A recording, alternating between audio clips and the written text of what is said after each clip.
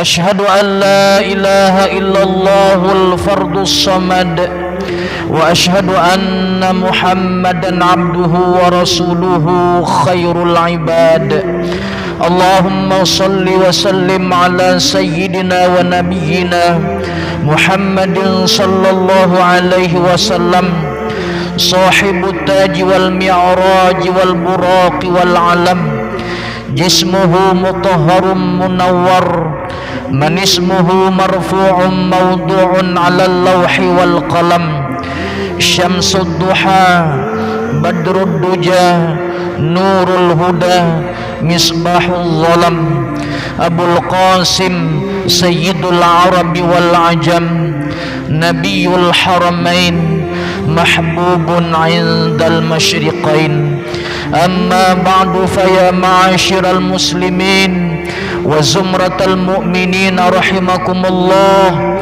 اتقوا الله اتقوا الله اتقوا الله وقولوا قولا سديدا فقال عز من قائل أعوذ بالله من الشيطان الرجيم وتزودوا فإن خير الزاد التقوى ثم قال الرسول صلى الله عليه وسلم التقوى هاهنا التقوى هاهنا التقوى هاهنا رواه مسلم صدق الله وصدق رسول الله صلى الله عليه وسلم.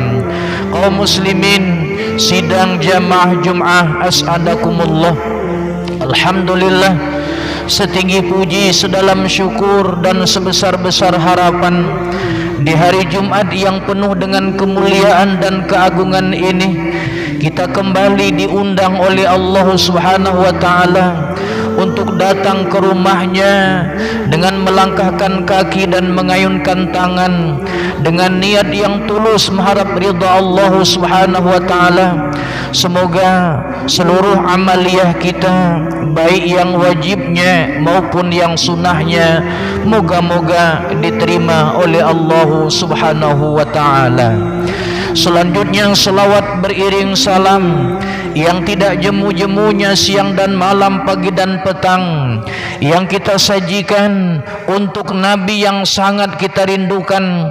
Mudah-mudahan nanti di padang mahsyar kita dipertemukan oleh Allah Subhanahu wa taala dengan kekasihnya, yaitu baginda besar Nabi Muhammad sallallahu alaihi wasallam, dengan sepotong doa penenang jiwa serta dapat memuaskan dahaga. Allahumma salli ala sayyidina Muhammad wa ala ali sayyidina Muhammad. Kaum muslimin sidang jamaah Jum'ah rahimakumullah, di antara misi utama diciptakan makhluk yang bernama manusia ini adalah untuk mengemban amanah.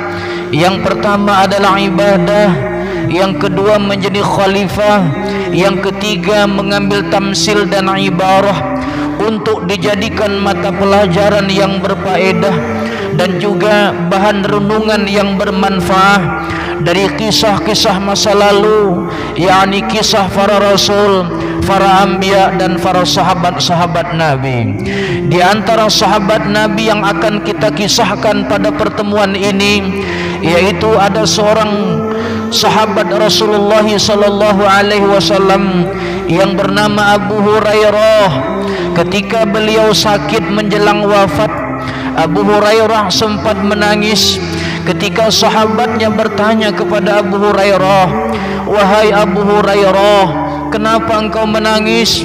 Abu Hurairah menjawab, "Aku menangis bukanlah karena memikirkan dunia, melainkan karena membayangkan betapa jauhnya rute perjalanan menuju ke alam baqa, di mana aku harus bertemu langsung menghadap Sang Pencipta alam semesta, Allah Subhanahu wa taala, dan sekaligus mempertanggungjawabkan laporan kerja harian, baik yang buruknya, baik yang baiknya, yang buruknya, sedikitnya atau banyaknya. dan aku pun tidak akan pernah tahu pasti apakah akhir perjalananku nanti menuju surga atau malah aku singgah ke neraka. Aku tidak tahu hal itu, kata Abu Hurairah. Lalu Abu Hurairah berdoa kepada Allah Subhanahu wa taala, ya Allah, aku sangat rindu bertemu denganmu ya Allah. Besar harapanku kiranya engkau pun berkenan menerima seluruh amal ibadahku yang kupersembahkan kepadamu siang dan malam, pagi dan petang. Ya Allah, segerakan olehmu pertemuan ini denganmu. Kaum muslimin yang dimuliakan Allah Subhanahu wa taala, tidak lama kemudian Abu Hurairah pun menghembuskan napas yang terakhir dalam keadaan husnul khatimah. Oleh karenanya kaum muslimin yang berbahagia, setiap muslim wajib mengingat kematian dan menyiapkan bekal terbaik sebagaimana yang disinyalir oleh baginda Rasulullah sallallahu alaihi wasallam. Al-kayyisu man dana nafsahu wa amila lima ba'dal maut. Orang yang cerdas itu, kata Nabi, adalah orang yang mampu mengekang hawa nafsunya dan menyiapkan bekal yang terbaik berupa amal soleh untuk persiapan saat kematian kelak. Allahumma tub alaina taubatan nasuha qablal maut. Ya Allah, terimalah taubat kami sebelum kami wafat. Warhamna indal maut. Sayangi kami ya Allah ketika kami wafat. Wala tu'azibna ba'dal maut. Jangan kau siksa kami ya Allah setelah kami wafat. Ya khaliqal maut, wahai zat yang pencipta kematian. Wa ya sami'al saut, wahai zat yang maha mendengar segala permohonan. Ihfazna minal afati wal ahati wal uqubat. Jaga kami ya Rabb daripada bencana dunia dan siksa di alam baka. Kaum muslimin yang dirahmati Allah Subhanahu wa taala, ada 5 bekal terindah, 5 bekal terbaik dalam menempuh perjalanan panjang menuju ke kampung abadi, yakni kampung akhirat itu. Yang pertama menurut Rasulullah sallallahu alaihi wasallam adalah muahadah. Muahadah ialah selalu mengingat perjanjian lama kita kepada Allah Subhanahu wa taala, sebagaimana yang diingatkan oleh Allah, alastu bi rabbikum, bukankah aku Tuhan kalian?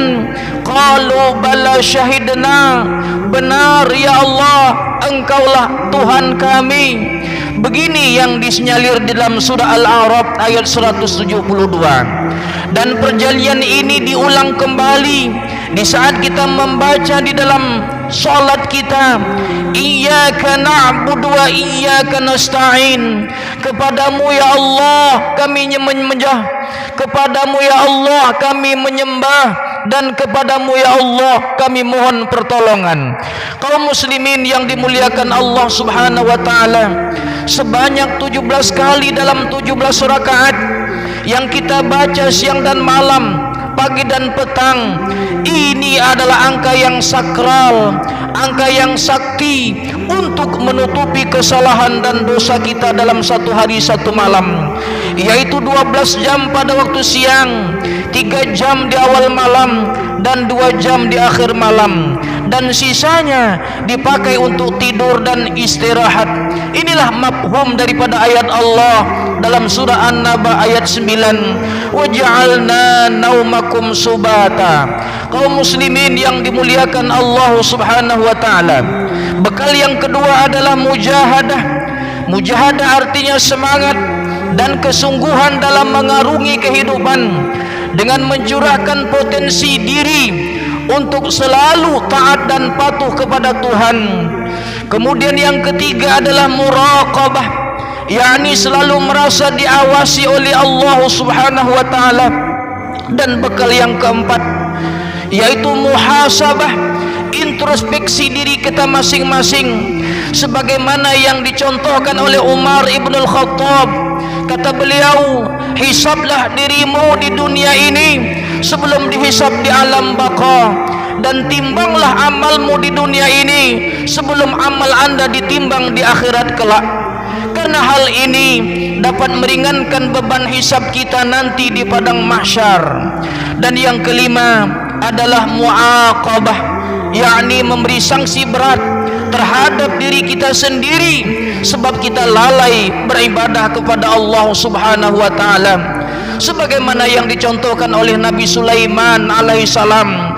Pada satu waktu beliau terlupa salat asar di awal waktu hingga hampir habis waktunya, dikarenakan oleh kesibukannya dalam melihat pertandingan kuda. Sebanyak 1000 ekor kuda pacuan yang ditonton oleh Nabi Sulaiman, yang pada akhirnya dia terlambat menunaikan salat fardu asar oleh melihat tontonan itu, yang akhirnya Nabi Sulaiman alaihissalam 900 ekor kudanya disembelihkannya, dipotongnya demi untuk menutupi satu kesalahan lupanya kepada Allah Subhanahu wa taala.